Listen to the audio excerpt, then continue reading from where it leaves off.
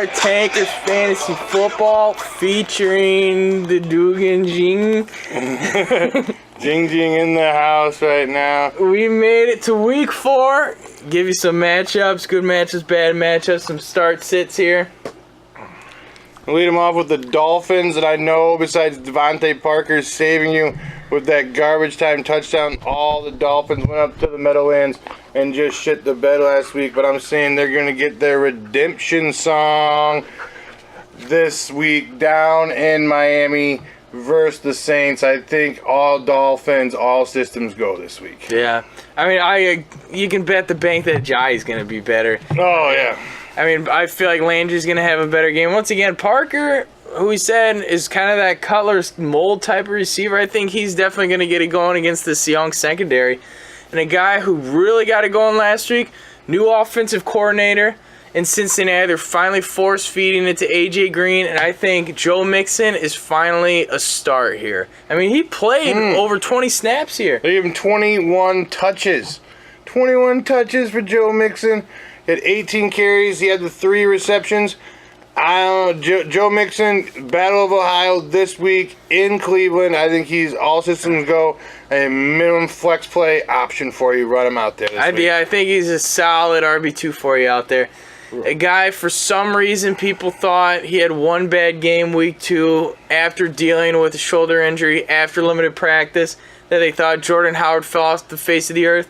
We're here to tell you he's back. He's still going to be a back-end RB1. More likely a high-end RB2 at this point moving forward, since Cohen is going to get the third down work. But Howard needs to get back up in your lineups here. Got to get Howard in your lineup. All systems go, I think, this Thursday against the Bears. Against the Packers. His usage was very encouraging. They're even dumping it off to him.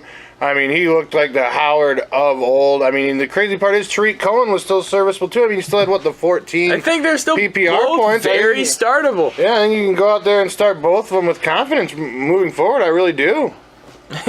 What'd you say? If they have 3 backs?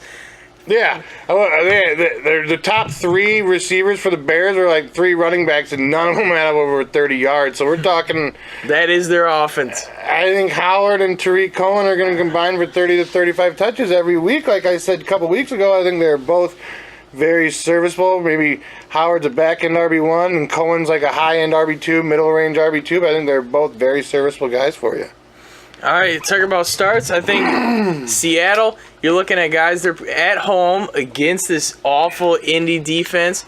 So I think Russell Wilson, especially if Doug Baldwin is a go, he's an all-in start. I feel like even Carson, he seems to be the workhorse now. Yeah, Chris Carson, all in on the Chris Carson this week as well.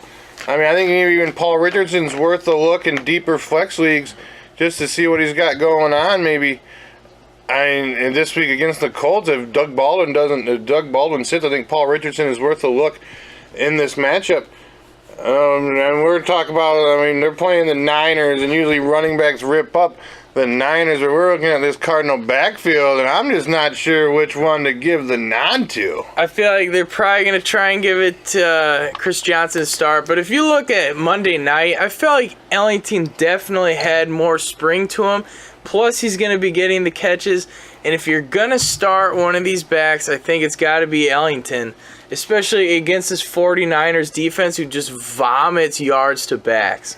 I mean, the 49er offense kind of looks spry out there, so it's not like the Cardinals are probably going to be able to run away with anything. I mean, the Cardinals aren't necessarily sexy deluxe on any side of the ball this year. So I think Ellington getting that PPR looks, he might be able to steal you at least some flex play options against these 49ers. What do you think? I think so. And the guy who let you down last week that I think is down to get back in there, we're talking Trevor Siemian. And along with that, I feel like it's all systems go for Emmanuel Sanders. Oh, yeah. From Trevor Siemian and Emmanuel Sanders this week against the Raiders, I think you got to go for it. I know Emmanuel Sanders has been pretty steady when ready these last couple weeks, where he got 15 targets in week 3 against the Bills. So, I mean, my goodness, Emmanuel Sanders, I think he's an every week starter now moving forward. And I think he's a solid wide receiver, too, moving forward. Yeah, and talking about the other side of the table here, we're talking sits. Going against that Denver D, fresh off one catch apiece, Cooper and Crabtree. I feel like both those guys I hate to do it, but I feel like they're legitimate sits at this point. This week, anyway. So. Yeah, both had the one catch for you last week. Crabtree, who even knows he might not even suit up. He had like that rib injury out there situation, rib or back situation. So this Denver defense is fierce. It's in Denver. I think I'm with Stone Hands, Amari Cooper. With 6 drops on the season. The next closest guy in drops is like 3. So I don't know. Bench both these guys this week. Another guy. I mean, the Bears been shutting down teams number 2. I mean, Sean Jackson never didn't really get it going, and who else didn't really? I mean, and Martavis Bryant just went out there and shit the bed for you last week. So I think Devontae Adams. I mean, he's been kind of struggling. Bears have been kind of shutting down the second wide receiver. I think he's a sit for you this week. Yeah, and I know T.Y. really got it going, but I feel like I still have to sit everything Indianapolis culture related, especially they're on the road in Seattle this week. Yeah, I mean, T.Y. Hilton blew it up for you last week. He did. I just don't know if you can go ahead and start him. I'm just not a believer quite yet. They are saying that Luck might be back week 6, week 7 here. We'll see. Yeah, in Seattle, I can't get on the T.Y. even though he did look good with the Brissett going on last week. Brissett, though. 3 touchdowns, Brissett. All right, last sits here. These guys extremely disappointed. We're talking Terrell Pryor and Crowder. Kirk Cousins absolutely blew it up on Sunday night, and they got none of it. They combined for like 10 PPR points. Yeah. Crowder got you 9. I think Pryor got you like 5 or something like that. But God, Pryor's just been an absolute shit show thus far this season. I mean, if you got a deeper bench, you can afford to hang on to him. I guess I would, but it might be time to cut bait on old Terrell Pryor out there. What do you think?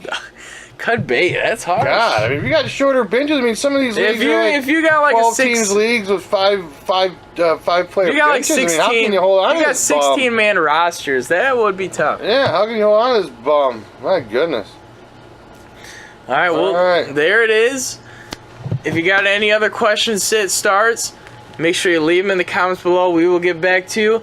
While you're scrolling down, you might as well hit that subscribe if you haven't already, as well as that thumbs up, because we do love you so very much. Yeah. Once again, thank you very much for watching. We will see you next time. Next time, baby. Come week 5 here. Comments, questions below. I'm on that shit. Let's do it. Good luck this week. Later.